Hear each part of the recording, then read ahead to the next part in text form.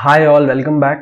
So previous session में हमने सीखा कि रजिस्ट्रेशन थ्रेशोल्ड क्या होता है और रजिस्ट्रेशन कराना मैंडेटरी कब है। आज के सेशन में हम सीखेंगे कि रजिस्ट्रेशन थ्रेशोल्ड को कैलकुलेट कैसे करना है। So before starting with the calculation part, let us first discuss two important points. First one is a person is required to obtain registration with respect to his each place of business in India from where he is making a taxable supply. For example, I am doing business in Manipur, I am doing business in Gujarat, I am doing business in Meghalaya. ठीक है, तो तीनों हो गए अलग अलग states. तो हर state में जहां पे मेरा प्लेस ऑफ बिजनेस है, ठीक है, जहां पे मेरा एक बिजनेस यूनिट है, उस हर स्टेट में मुझे सेपरेट रजिस्ट्रेशन लेना है। फ्रेंड्स, हमने पढ़ा था कि अगर हम रजिस्ट्रेशन लेते हैं तो हमें एक रजिस्ट्रेशन नंबर अलॉट होता है, और वो जो रजिस्ट्रेशन नंबर होता है that indicates your pan number, first 2 digit indicates your state code, this indicates number of registration in a state. ठीक है, तो अगर आप मणिपुर में जाएंगे तो ये जो आपका स्टेट कोड है वो चेंज हो जाएगा। पैन नंबर क्योंकि ऑल इंडिया सेम होता है तो ये सेम रहेगा। आपके मणिपुर में मानिए एक ही रजिस्ट्रेशन है तो यहां पे भी बन रहेगा, and these are check digits, this may vary. So friends, जितने भी स्टेट में आपका प्लेस ऑफ बिजनेस होगा, हर स्टेट में आपको सेपरेट रजिस्ट्रेशन लेना पड़ेगा। हर रजिस्ट्रेशन नंबर में केवल कॉमन क्या रहेगा, आपका PAN number, because GST is a PAN based registration. ठीक है फ्रेंड्स, क्लियर है। Next point, so next point is the supplier is not liable to obtain registration in a state or union territory from where he makes an exempt or non taxable supply.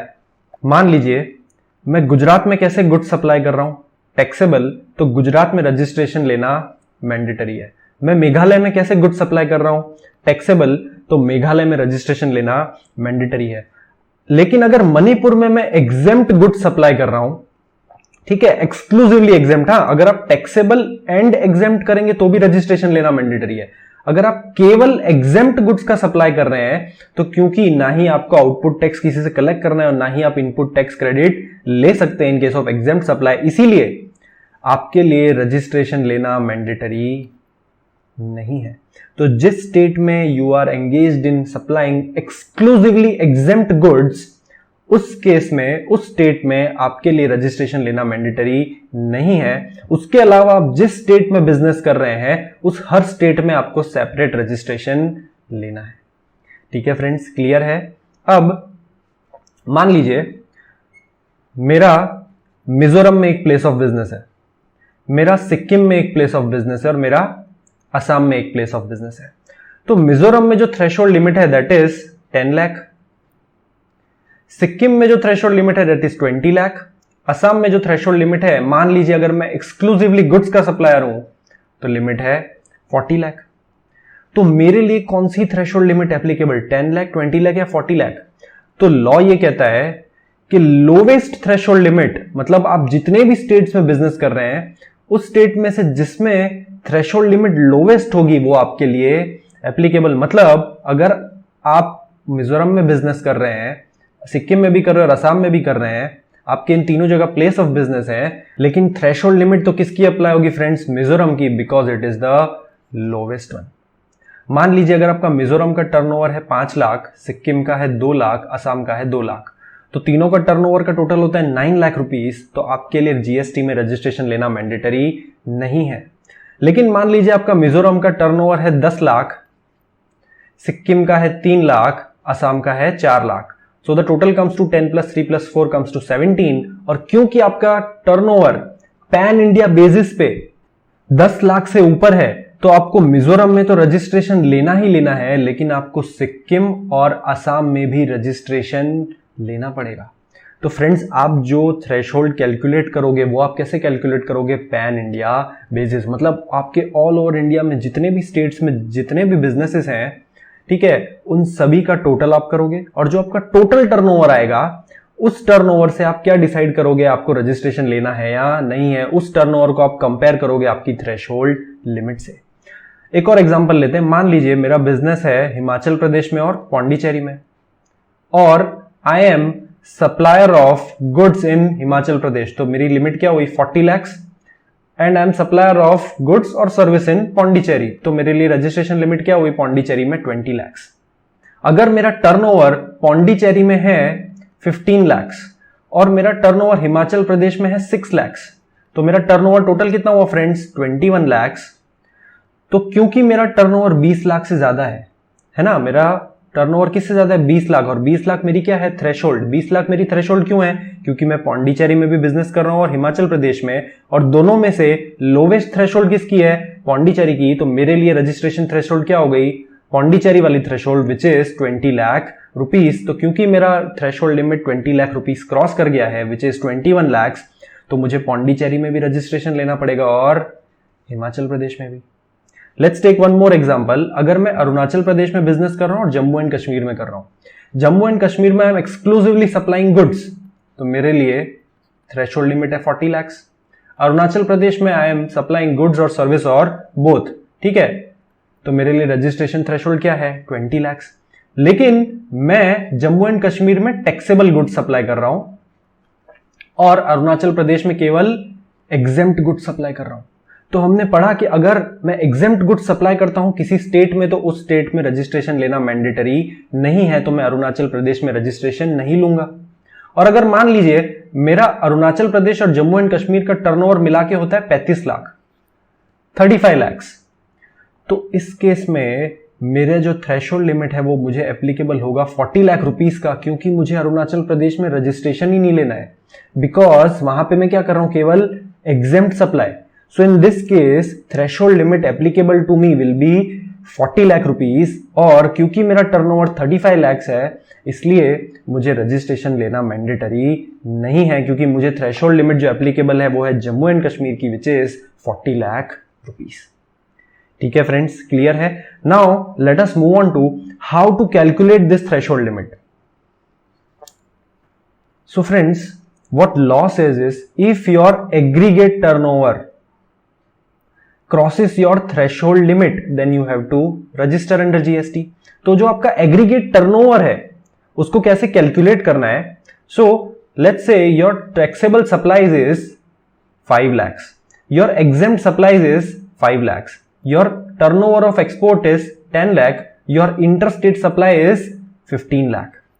ये जो सारे figures लिख रहा हूं friends मैं, this I am writing on pan India basis, मतलब मैं India में जिन जिन स्टेट्स में बिजनेस कर रहा हूं उन सभी स्टेट्स में जो मेरा टर्नओवर है उस टर्नओवर का ये क्या है टोटल। तो friends, turnover of taxable supplies, exempt supplies, exports और इंटरस्टेट सप्लाई को हमको क्या करना है एग्रीगेट टर्नओवर में इंक्लूड, और हमको एक्सक्लूड क्या करना है CGST, SGST, IGST and cess and value of inward supplies on which tax is payable under reverse charge। ये हम लोग अभी थोड़ी देर में समझेंगे, पहले हम लोग देख लेते हैं। मान लीजिए मैंने ऑल ओवर इंडिया जितना भी सेल किया उसका टोटल है 15 + 10 25 + 10 35, और मैंने इस पे टैक्स कलेक्ट किया है 3 लाख रुपीस। मान लीजिए GST कितना है 3 लाख, तो टोटल हुआ 38 lakhs।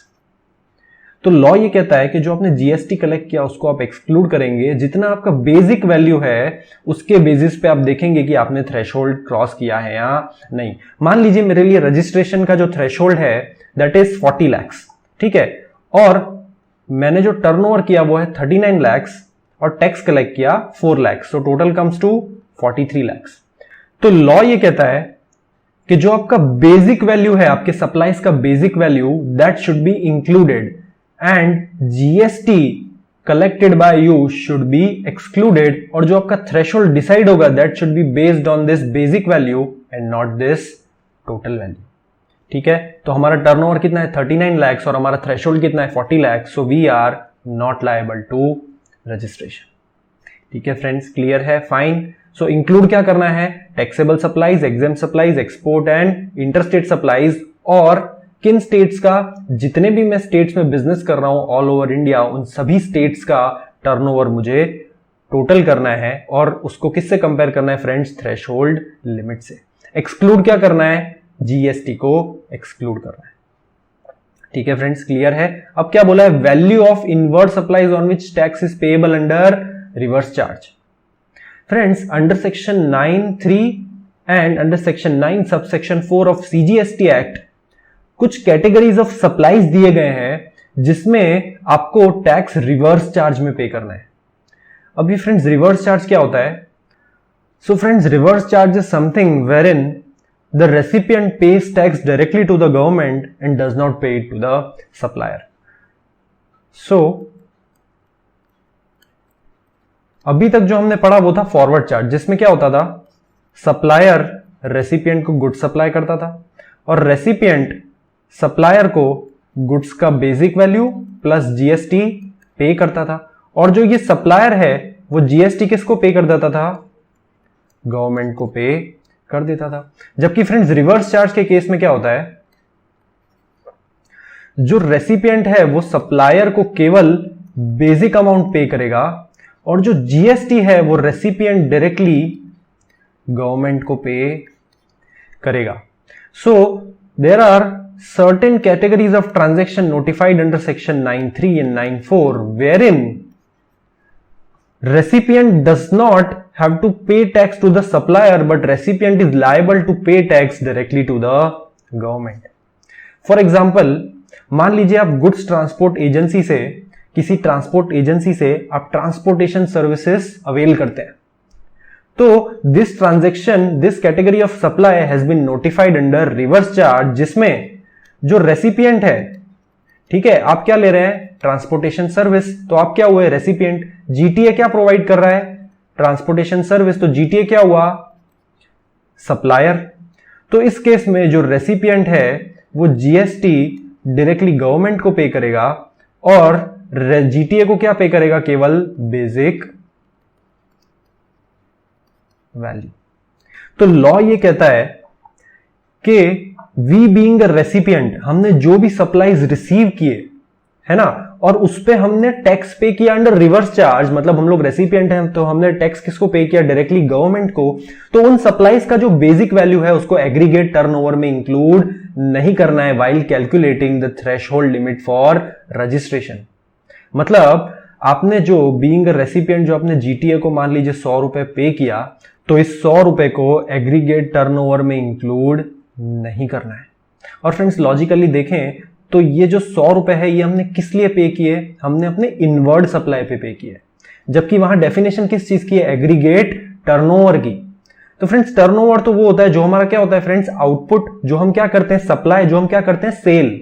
तो लॉजिकली देखें तो वैसे भी ये जो इनवर्ड सप्लाईज है जिसपे हम टैक्स रिवर्स चार्ज में पे कर रहे हैं, उसका जो बेसिक वैल्यू है उसको वैसे भी एग्रीगेट टर्नओवर में इंक्लूड नहीं करना चाहिए, क्योंकि ये क्या है? हमारा इनवर्ड सप्लाईज, ये हमारा सप्लाई या सेल या टर्नओवर नहीं है। ठीक है फ्रेंड्स, क्लियर है? Fine. So this is all for today's session. See you in the next session.